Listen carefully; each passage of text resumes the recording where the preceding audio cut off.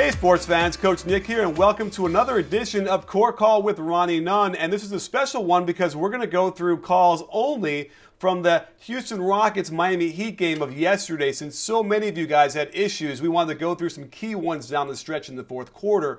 Ronnie, we went through these, and I think we're going to find out that there might have been tilted in the Heat's favor, wouldn't you say? Well, it was, and the nature of the plays just came out like that. I think disadvantage-wise, Houston was disadvantaged 4-1. I mean, there were calls and no calls that they were disadvantaged on 4 times, and the Heat was disadvantaged 1 time, I remember, on a LeBron drive. But however, let's remember that the plays, those particular plays, may not have had as much an impact as the other plays that Houston did poorly, meaning they missed their shots, and Howard created some problems for them by fouling and some violation issues that we'll talk about. Well, let's jump right into it, where at 8:45 of the fourth quarter, Moteijunas goes for the drive. It gets stripped in what seems like a lot of contact, perhaps, and then LeBron comes flying down the court, as only he can do, and gets a charge when Harden steps in there to take it. So, Moteijunas, what do you think? Was that a clean strip? You know what happened? This is a tough play, and I want you to know 2 things happen almost at the same time. LeBron actually comes forward and throws his body in a blocking position against that drive. Immediately after, there's a good strip by Battier. So let's just say both things happen simultaneous. When you have a held ball and a foul, for example, you really have to go with the foul. The foul takes precedence over violations. I would have liked to have seen a foul there, and there is one of the disadvantages to Houston on that play. Absolutely. It looks like LeBron wants to take a charge, but he's clearly stepping up into the man. It looks like he's initiating the contact. And then he comes barreling down in a way that perhaps is a makeup call, which I'm not a fan of either. But what do you think? This looked pretty good. It looks like Harden got set and took a charge. Yeah, and this is one of the examples. It's good to explain. Harden smartens up here and recognizes that he's got LeBron's path. And he believes with the momentum LeBron is locomoting forward, he's going to hold this position. So here's one of the cases where on block charge, you don't have to go through the sternum of the defender. He actually collides with him at his shoulder as he tries to pass, and it's enough contact where you have to address it. And the referees address it correctly, calling it a charge. And it's not a play-on-play. It's too much of a collision. It has to be addressed, just like the play down the other end, which they didn't. There are no makeup calls. It's just, I missed a call, I got this one right, and that's a good way. So excellent offensive foul call, not in the manner in which it is supposed to be traditionally looked at, but an offensive foul call. Certainly not a block. Absolutely, yeah, as Jeff Van Gundy indicated, by the way. Yes, absolutely. So great call, and way to explain that, because again, people might think he has to be completely squared up and right in his chest, and it's not the case. Well, let's move on to our next play, which was at 8:10 in the fourth quarter when LeBron goes to the hoop. Asik comes over in a terrific way to get his hand straight up in verticality, and there was no call. Did he get there? Yes, he got there in time, and not only that, he went up vertically and went along the path of where LeBron was going. He didn't jump up and interrupt that drive. He went along with where he was going, and by the time that contact occurred, he was very vertical. And for those that have a review of that on a baseline camera, you can see how well he did that. New Hoops IQ teaches verticality, and this is one way in which it does. The secondary defender does it very well. It's a fundamental now on defense where you kind of jump a little bit backwards and you keep your hands straight up. It's the key there. And it's strange to me that a lot of big guys are talking about it as if they just learned it or just discovered this, when this is the kind of thing you would think would be taught in 6th grade.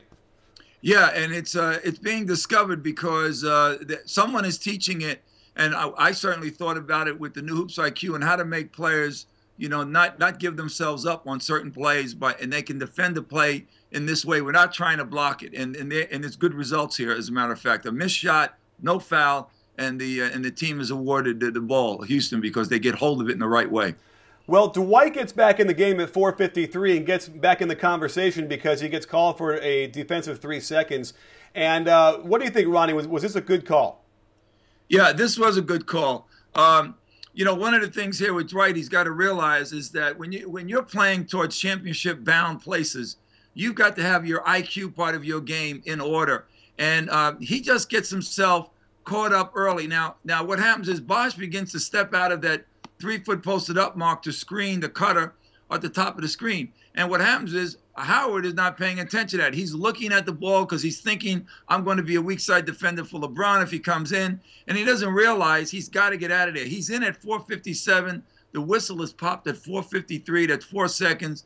Defensive three. He does do a little tiptoe to try to get out at the end, right around when the whistle blows, but he never even clears it then. If you take a peek at that, you'll notice that as well. Absolutely. It looked like a pretty clear-cut play. There was no benefit on Miami Heat in that end. It was simply they gave him an extra second even in real time. So, yeah, I would agree. I think Dwight just sort of needs to be more aware. He can't get so stuck.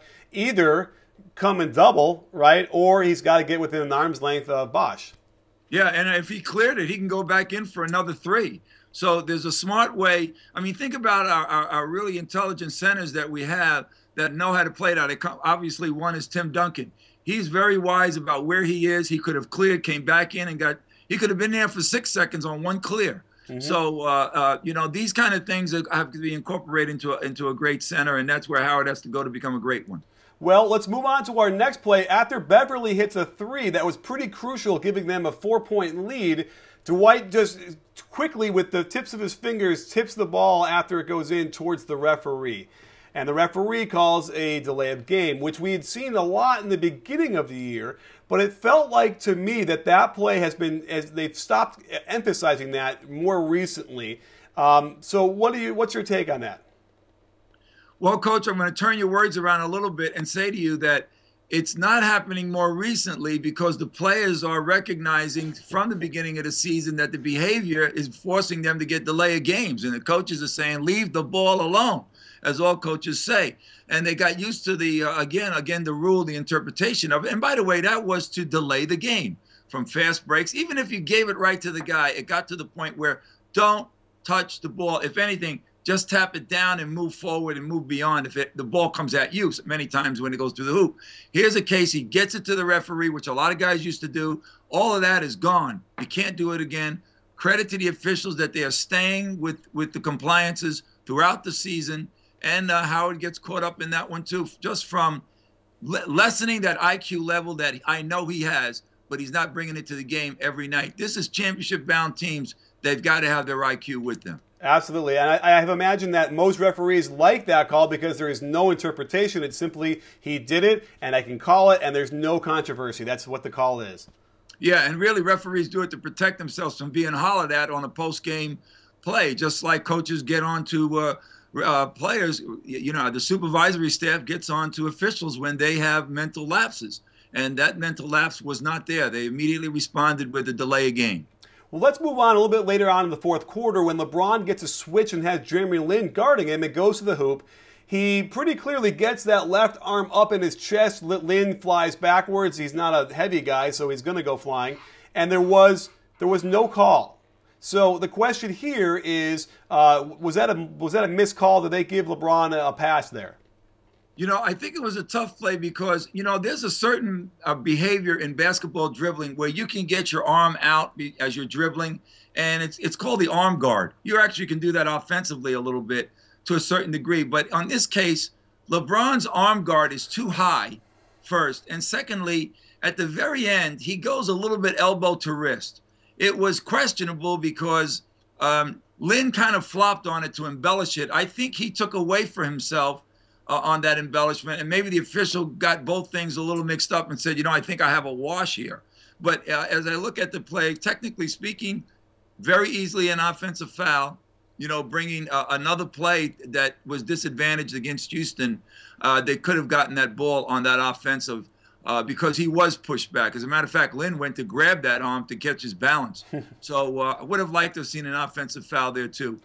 Yeah, normally you find when a chicken wing gets out like that, it's another one of those easy calls for the referees, but you know, a real tough one for Houston going through this footage.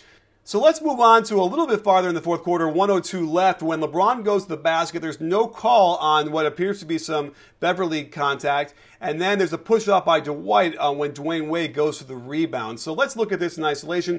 The first is the drive. Did you see enough contact to warrant a foul call? Well, on LeBron's drive, this is one of the advantages that went to Houston and a disadvantage to Miami. when you look at it from the camera view of a regular TV shot, it looks as if Beverley is vertical, and he makes a great play to stop a LeBron drive where he has to have a semi-little shot instead of a layup. But the bottom line is when you get to the baseline view and you take a look, you can see Beverley is launching towards LeBron, and he's no longer vertical. He has a trajectory on a slant. Not only that, he turns his body a little bit, and the side of him, by doing that, his leg also goes out into LeBron's groin. So when he turned around initially on that first screenshot that we had, you know, he's complaining. And then, of course, the follow-up by the loose ball foul with Howard. But he's complaining. And usually when good players complain, they really have a reason. And that gets you to look at the play a little bit more as a referee. And you realize he did get hit on that drive. Okay, so let's move on. And I agree. I think there was enough contact. He didn't contact up above. It was all in the body, in the below. Excellent. So, yeah, and so they didn't call that. But then Dwight Howard, you know, has his hand up a little bit. And there is, it might be touching Dwayne Wade. What do you think about that? Did he get enough of a push? I keep going back and forth on this, and I can't decide whether I think it was worthy of a foul call on Dwight Howard. You know, there are some plays in refereeing that, you know, you almost can't be too pure. Wade is a smart player, and foolishly Howard is not realizing his position. And we teach at New Hoops IQ, what do you do when you're in the secondary position for a rebound? And by the way, this is big versus small.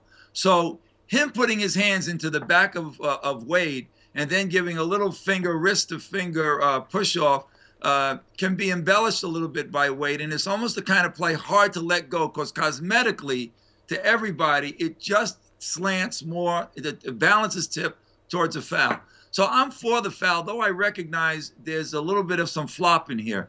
But if you're going to be foolish enough in your body behavior, take your hands in the back of a guy and he responds perfectly.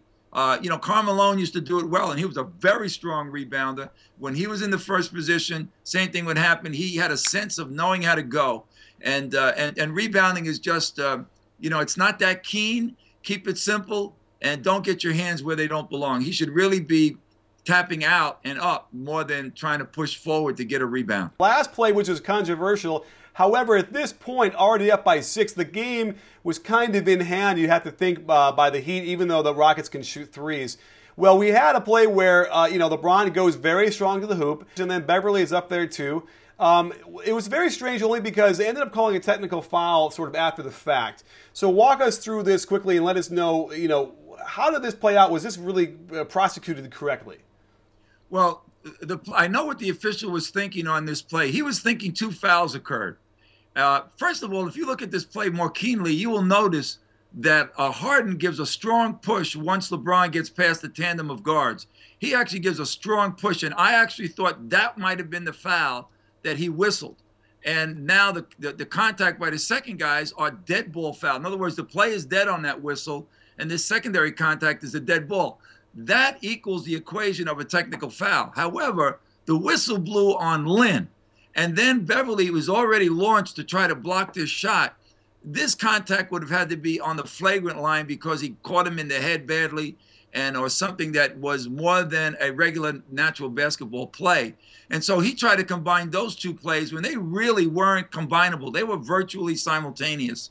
Had he gone to the camera for instant replay and took a look, he might have been able to rescind that technical and realize that there was nothing flagrant about it. The technical was for a dead ball, but that ball was actually not completely dead because both guys kind of got to him at the same time. Now, in slow motion, it's a little different, but in real time, it's virtually, I mean, you can't stop a man after he went up, you know, and he's going to go into a guy. At the end of this play, you can see Beverley sort of go over to LeBron. It really felt like he wanted to say, hey, you know, no hard feelings. I got you.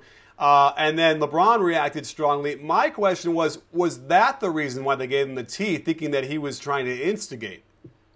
No, I think going back to the play, I think the referee might have thought that this is an act that needed to be addressed, not as high as a flagrant, but maybe he caught him in the face of the neck, and that to him was, again, separated the 2 plays, that warranted a technical. I think it's just too tight in that situation. And of course, you know, he didn't go to the video to help himself out or allow more talk about it. Because when you go to the video and you're permitted to 2 minutes and under in that case, you certainly, or any time in the game for that particular kind of contact, you certainly can rescind what you may have called on the court.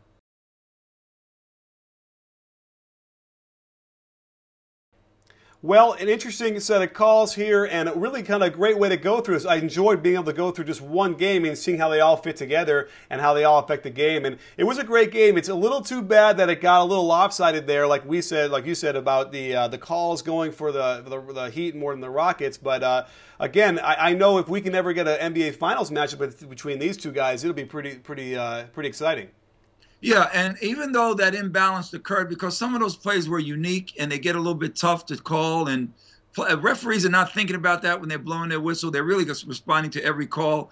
But the bottom line is, let's remember that Howard's play created problems for them, or lack of good play and good thinking, as well as I think around 6 missed shots during the critical times of that game where they could not keep up the scoring with Miami, and Miami was bursting ahead with threes. Cole made a 3. I remember Ray Allen made a 3. I'm outside of my lane here, but the bottom line is that they were making baskets, and Houston, for some reason or another, was not keeping up with those baskets. That was really the bottom line. Absolutely. You can't let the referees affect your game, and it seemed like that technical foul they called on the delay of game got them a little bit discombobulated, and those are the signs of a really tough, good playoff-tested team when they can play through that and still come out on top and not be affected. So I know that I'm always affected when we get together here because I learn so much from you when you break down these plays. And don't forget, sports fans, send us your suggestions using the hashtag Court Call, and we'll get to them as soon as we can. Because after all, at B-Ball Breakdown, we're not a channel, we're a conversation. You in? I'm in, Coach. Great game and great breakdown for us both.